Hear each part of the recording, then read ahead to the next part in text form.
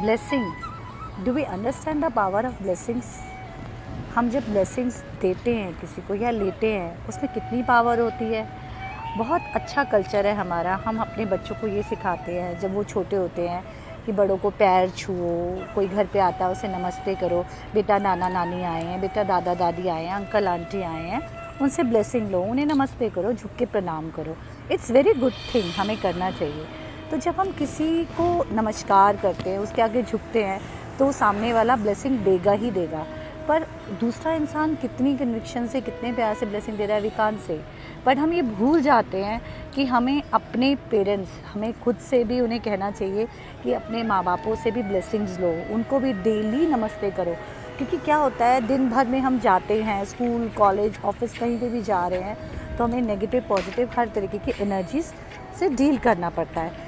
क्यों ना हम इस हैबिट को भी डालें कि बच्चे अपने पेरेंट्स को भी डेली नमस्ते या पैर छू के घर से जाए। क्योंकि दुनिया में कौन से ऐसे माँ बाप होंगे जो अपने बच्चों को अच्छी दुआ, दिल से अच्छे आशीर्वाद नहीं देंगे। हाँ, कलयुग का ज़माना है, शायद कोई एक आधा ऐसा हो सकता है जो ना दे, बट ऐसे तो कोई भी नहीं होगा। हर कोई अपने बच्चों को अच्छी दुआएं, पॉजिटिव एनर्जी से, तुम बहुत सुखी रहो, बहुत तरक्की करो, तुम्हारा दिन अच्छा जाए वगैरह वगैरह करके ब्लेसिंग्स देते हैं। और उनमें पावर होती है कि अगर आप अपने पेरेंट्स, अपने बड़ों का आशीर्वाद लेके दिन की शुरुआत करते हो, तो isn't it good that you are having a positive energy, और आप उस ब्लेसिंग के साथ अपना दिन स्टार्ट करो, instead of cursing, instead of having any negative thought in your mind. तो ब्लेसिंग्स में बहुत पावर होती है। और जब हम झुकते हैं, साइंटिफिक रीज़न भी होता है कि हमारा ब्लड सर्कुलेशन, क्योंकि हम सारा टाइम खड़े रहते हैं सारा दिन में ज़्यादातर, तो झुकने से हमारा सर्कुलेशन अच्छा होता है, हमारी ईगो ख़त्म होती है। There are many other good factors as well when we bend towards the knees and when we seek for a blessing. और साथ में ये भी कहा जाता है हमें पॉजिटिव लोगों से ही ब्लेसिंग्स लेनी चाहिए, नेगेटिव लोगों से नहीं। बट येस, जो माँ बाप होते हैं और जो इष्ट देवता होते हैं, उनके आगे हम झुकते हैं तो हमेशा हमें हमारे भले के लिए ही ब्लेसिंग्स देते हैं। इसी से मेरे को एक कहानी याद आ रही है जो मैं शेयर करना चाहूँगी। एक समय की बात है, युद्ध के समय की बात है, जब कुरुक्षेत्र में युद्ध हो रहा था, महाभारत के टाइम की बात है। तो जब भीष्म पितामह ने ये घोषणा की कि कल मैं पांडवों की 5 पुत्रों की हत्या कर दूंगा, उन्होंने ये अनाउंस किया। तो जो पांडव थे वो कृष्ण के पास जाते हैं, द्रौपदी कहती है अब क्या होगा। तो वो बोलते हैं कि हमें क्या चिंता है, हम तो सारे कृष्ण पे आश्रित है।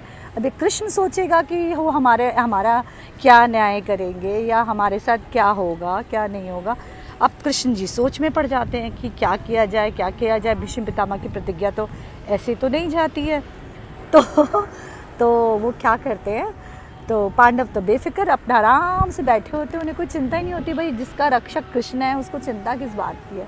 तो वो द्रौपदी को लेते हैं और आधी रात का समय होता है, नेक्स्ट डे के लिए अनाउंसमेंट की होती है कि पांडव मारे जाएंगे।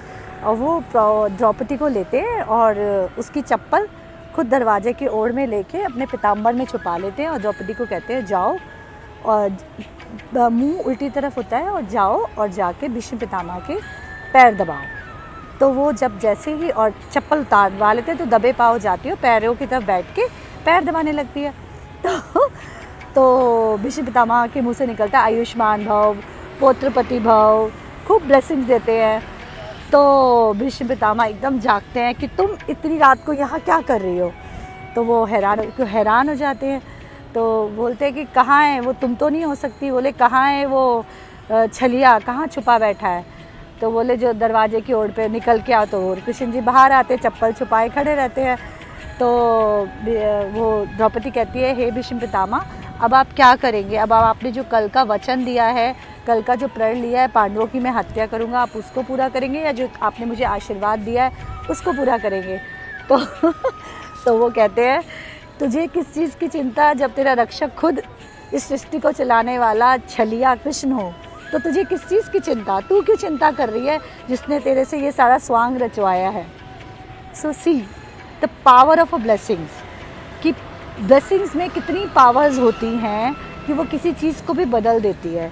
और दूसरा मैसेज ये है कि जब कृष्ण आपके साथ है, जिसने ये सृष्टि बनाई है, तो आपको किस चीज़ की चिंता कि कौन कब क्या करेगा। जब उस पर छोड़ दिया तो वो सब संभालेगा। So start your day with the blessings, with your parents, with your loved ones. It always helps. अपने इष्ट देवता के, अपने भगवान को नमन करके जाएं, अपने बड़ों के पैर छुएं, उन्हें नमस्कार करें। It really helps. Thank you so much. Hare Krishna.